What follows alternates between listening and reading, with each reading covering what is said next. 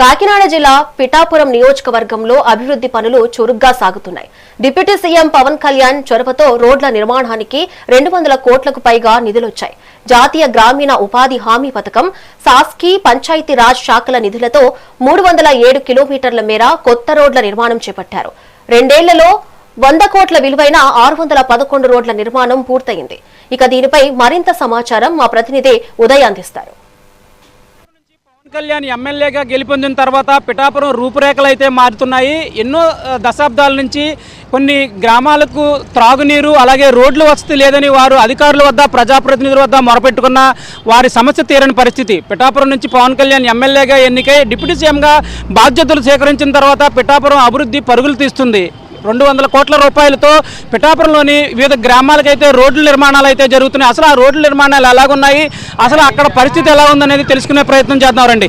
ఎన్నికలకు ముందు పవన్ కళ్యాణ్ ఇచ్చిన హామీలన్నీ పిఠాపురంలో కార్యరూపం దాలుస్తున్నాయి. ఎన్నికల ముందు పిఠాపురం నియోజకవర్గాన్ని ఒక మోడల్ నియోజకవర్గంగా తీర్చిదిద్దుతాను, దేశంలోని ప్రజలందరూ పిఠాపురం వైపు చూసేలా ఇక్కడ అభివృద్ధి జరుగుతుందని ఆయన చెప్పిన మాటలు అక్షర సత్యంగా నిలుస్తున్నాయి. పిఠాపురంలో ఈ అభివృద్ధి పనులు అయితే ఆక్కండా జరుగుతున్నాయి.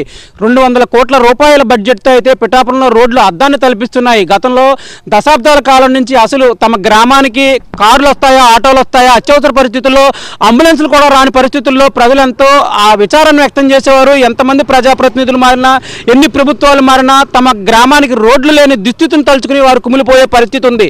ఎన్నికలకు ముందు తమ గ్రామాన్ని సందర్శించే ప్రజాప్రతినిధులను వారు ఒకటే అడిగేవారు, తమ గ్రామానికి రోడ్లు కావాలని, ఇది ముఖ్యంగా చేసి పెట్టాలని వారు అభ్యర్థించేవారు. ఆ విధంగానే హామీలు ఇచ్చిన తర్వాత ఆ గ్రామాన్ని కన్నెత్తి చూసిన పాపాన్ని కూడా పోయేది కాదు. ఈ పరిస్థితుల్లోనే పిఠాపురం నుంచి పవన్ కళ్యాణ్ ఎమ్మెల్యేగా ఎన్నికైన తర్వాత ఆయన చెప్పిన మాటలన్నీ అక్షర సత్యంగా నిలుస్తున్నాయి. అభివృద్ధి పనులు అయితే వేగవంతం అయ్యాయి. వారు ఎప్పటి నుంచో ఇక్కడ దశాబ్దాల కాలం నుంచి తమ గ్రామంలో పక్క గ్రామానికి వెళ్ళాలన్నా, పక్కనున్న పట్టణానికి వెళ్ళాలన్నా రోడ్లు లేని దుస్థితిలో అయితే వారు ఉండేవారు. వర్షాకాలం వచ్చిందంటే వారి అవస్థలు అయితే వర్ణనాతీతంగా ఉండేవి. ఈ పరిస్థితులన్నింటినీ గట్టెక్కిస్తూ వారి కష్టాలను తీరుస్తూ పవన్ కళ్యాణ్ అయితే ఈ పిఠాపురం నియోజకవర్గాన్ని ఒక ఆదర్శవంతమైన నియోజకవర్గంగా తీర్చిదిద్దుతూ రోడ్లను అయితే విస్తృతంగా అంటే అభివృద్ధి చేస్తున్నారు. ఇప్పటి వరకు ఎప్పుడు తారు రోడ్లు అంటే చూడని గ్రామస్తులు అయితే తమ గ్రామానికి కొత్త రోడ్లు వచ్చాయని ఆనందపడుతున్నారు. ఈ నేపథ్యంలోనే ఇప్పుడు మనం రాపర్తి రాయవరం రోడ్లో ఉన్నాం. ఇక్కడ రోడ్లను చూస్తున్నాం. ఇటీవల వేసిన ఈ రోడ్లు అయితే అంబులెన్సులు కానీ, ఆటోలు కానీ, కార్లు కానీ గ్రామానికి తరలి వెళ్తున్నాయి. పొలం పనులు చేసుకునే గ్రామస్తులు కూడా చాలా ఈజీగా తమ వాహనాలను ఈ రోడ్ల నుంచి పొలాల్లోకి తీసుకెళ్లి తిరిగి పనుల తర్వాత తిరిగి తమ గ్రామంలో తీసుకెళ్లే పరిస్థితి అయితే నెలకొంటుంది. కాకినాడ జిల్లా పిఠాపురం నియోజకవర్గంలోని రోడ్ల నిర్మాణానికి 200 కోట్లకు పైగా వెచ్చిస్తున్నారు. జాతీయ గ్రామీణ ఉపాధి హామీ పథకం, సాస్కీ రోడ్లు, భవనాలు, పంచాయతీరాజ్ శాఖల నిధులతో 307 కిలోమీటర్ల మేర కొత్త రోడ్ల నిర్మాణం అయితే చేపట్టడం జరిగింది. 2 ఏళ్లలో 100 కోట్ల విలువైన 611 రోడ్ల నిర్మాణం అయితే ఇప్పటికే పూర్తయింది.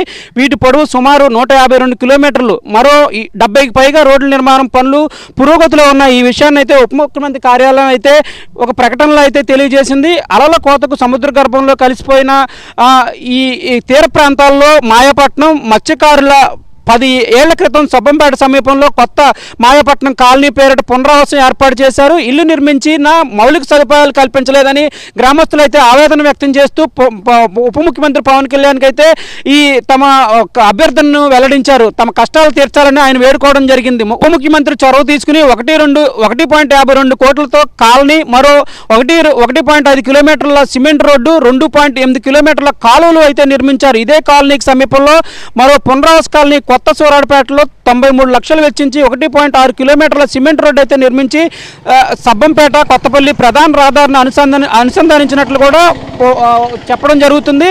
అలాగే రోడ్ల నిర్మాణంలో నాణ్యతా ప్రమాణాలు విధిగా పాటించాలని అధికారులను అయితే ఉప ముఖ్యమంత్రి అయితే ఆదేశించడం జరిగింది. కొత్త రోడ్ల నిర్మాణాలు, పాత రోడ్ల మరమ్మతులు తదితర అంశాలపై కూడా ఆయన అధికారులకు పూర్తిగా సూచనలు, సలహాలు అయితే ఇవ్వడం జరిగింది. పెండింగ్లోని 70 కిలోమీటర్ల రోడ్ల పనులు అయితే గడువులోగా పూర్తి చేయాలని కూడా ఆయన చెప్పడం జరిగింది. బడి గుడి అని తేడా లేకుండా మొత్తం అన్ని గ్రామాలను అనుసంధానం చేస్తూ పక్కనున్న పట్టణాలకు వెళ్ళే విధంగా, అలాగే ఈ పొలం పనులు చేసుకోవడానికి పొలంలోకి వెళ్ళే విధంగా గ్రామీణ ప్రాంతాల్లో ఈ రోడ్లను అయితే పూర్తిగా చేపట్టడం జరిగింది. రోడ్ల నిర్మాణం అయితే కొన్ని చోట్ల అయితే వేగవంతంగా పనులు పూర్తవుతున్నాయి. రైతులు అలాగే గ్రామస్తులు ఆనందాన్ని వ్యక్తం చేస్తున్నారు. ఎన్నో రోజుల నుంచి తమ గ్రామాలకు రోడ్ల రోడ్లు వస్తాయా, ఇది కలగానే మిగిలిపోతుందా అనే ఒక మేమాంసలో అయితే ఉన్నాము, ఒక అనుమానంతో అయితే ఉన్నాము.